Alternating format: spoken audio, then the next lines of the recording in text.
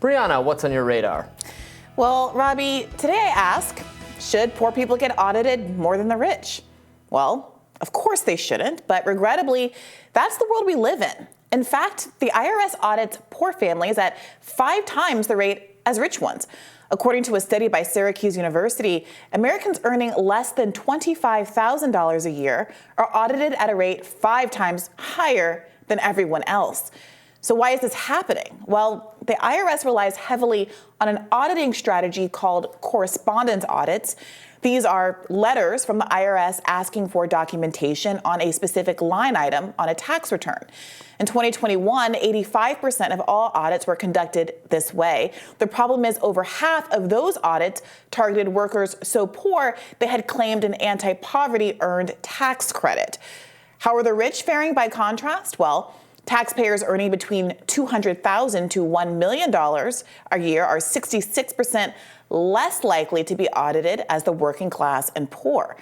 And while taxation of millionaires was up slightly in 2021 as compared to the 2 previous fiscal years, the IRS only audited about 1/3 as many millionaires as it did back in 2015. The disgusting reality is that the most audited place in America isn't Wall Street or Beverly Hills. It's a place called Humphrey County, Mississippi, a poor county and the poorest state in the Union. 1/3 of the population is below the poverty line there. More than half the county's residents claimed the earned income tax credit. The top 5 counties in terms of audits are all predominantly African American, rural, and poor. And the least audited counties, well, like Loudoun County, Virginia, which has the highest median income in the country, they're all rich. They're all predominantly white and affluent. Any reasonable person looking at this problem would likely come to the same conclusion. The IRS's resources should be focused on auditing wealthy tax cheats, not harassing poor people who barely have 2 pennies to rub together. So why aren't they? Well, according to that same Syracuse study, the reason is that investigating higher income earners requires more resources. Rich people have teams of accountants and lawyers to hide their money and exploit complicated tax loopholes. Unlike the simple correspondence audits, auditing millionaires and their complex tax returns requires more significant training and experience. So with a constrained budget, the IRS has decided to swap highly trained agents for tax examiners who, in turn, go after poorer Americans with simpler taxes. Since 2010, the number of IRS revenue agents has dropped by 41%. And as a consequence, the number of rich people audited has also dropped. And there was an additional 31% decline during the Bush and Clinton administrations. Fewer IRS employees means less face-to-face auditing necessary for complex, high-income audits. In 1981, wealthy people were audited at a rate, again, 5 times higher than even 1999. What's going on here is a systemic defunding of the IRS that's causing poor and working people to be targets, while rich people get away scot-free. So it's no surprise that the rich people in Congress, in both parties, have at various points in U.S. history pushed further defunding of the IRS. Not only does defunding the IRS concentrate audits among the poor, it also hurts the U.S. budget, as outstanding tax balances from rich people are way larger than the paltry sums recouped from audits of poor people. The U.S. Treasury loses about $163 billion each year in taxes owed by the richest Americans, the top 1%. That's enough to cancel almost all medical debt, and it's nearly enough to fund the entire Department of Housing and Urban Development. Shouldn't the rich pay their fair share?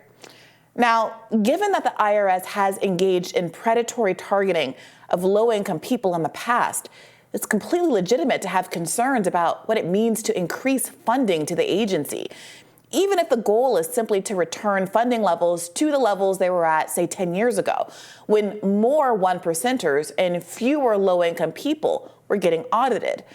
There should be a healthy discussion about how the IRS can create accountability mechanisms that require, say, a certain percentage of audits to be focused on the rich, or which mandate that additional funds be devoted to employees who exclusively target millionaires.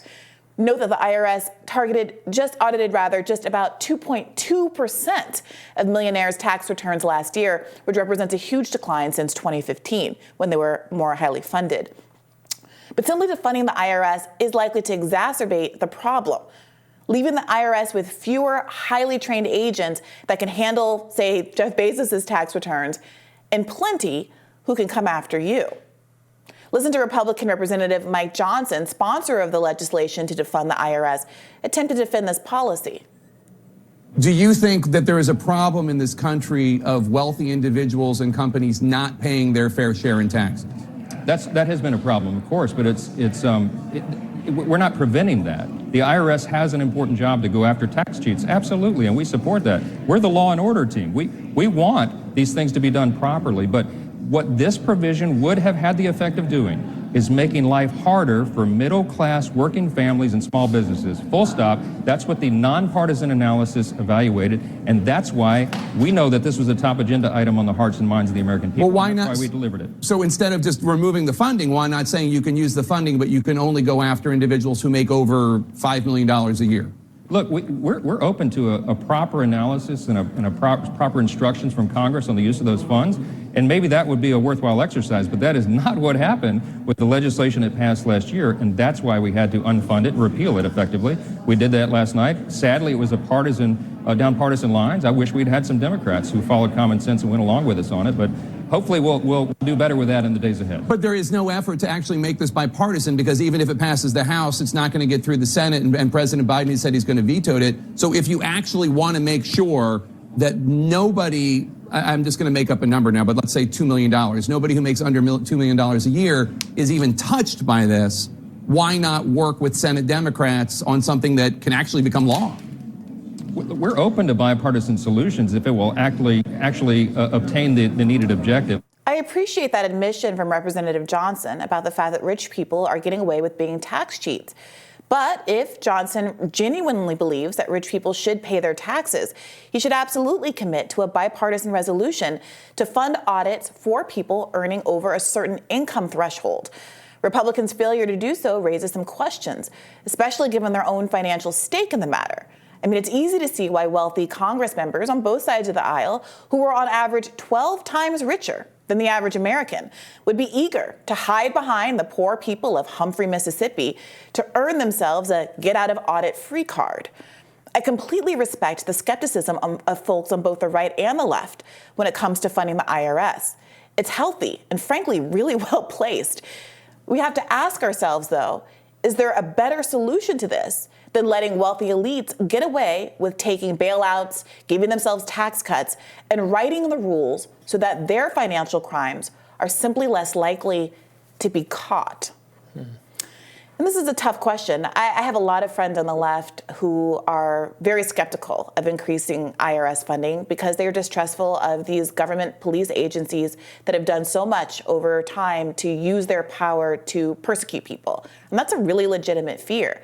But I think we have to be having a conversation as a bigger, broader populist community about how to make sure that doesn't happen at the same time that we don't let rich people off the hook entirely. Yeah, as I said yesterday, I think in the long term, the only way to have a system that's fair where the rich people aren't avoiding paying taxes and then you have poor, less fortunate Americans really getting pummeled by the system is to have a system that's less complicated, that doesn't allow itself, because the more elaborate it is, the more wealthy people or powerful people who are well connected can, to make the process take a long time, can find ways to sometimes ways to cheat the process, but it's not even it's cheating some kind of moral or ethical sense, but oftentimes it's perfectly legal. Oftentimes they're doing things that are legal if you read the fine print, that you can get away, that you can delay paying certain things.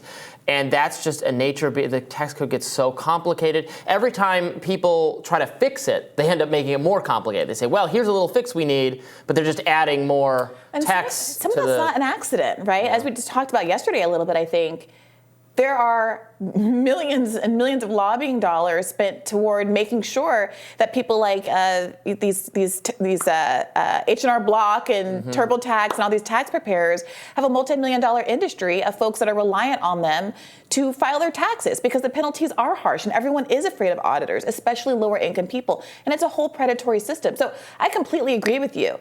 The government knows how much you owe in taxes, and they should tell you. But I'm curious about this hypothetical. I'm not sure if this would be true or not. But if it were the case that to issue people, like send everybody the receipt of what taxes they owed in advance of, tax day, required more staffing. If that were the case and it required more funding to the IRS and more staffing, would you be open to that? And do you think others would be open to that, or do you think there's kind of like a blanket antipathy for the idea of increasing funding to the agency at all? I certainly think if you put it to the American people that you don't have to figure out your taxes anymore, they'll just tell you how much you owe and you just pay that. I imagine that will be a popular proposal. Look, it seems like we just came up with some bipartisan legislation here. We'll see what Congress can do, and we'll have more Rising right after this.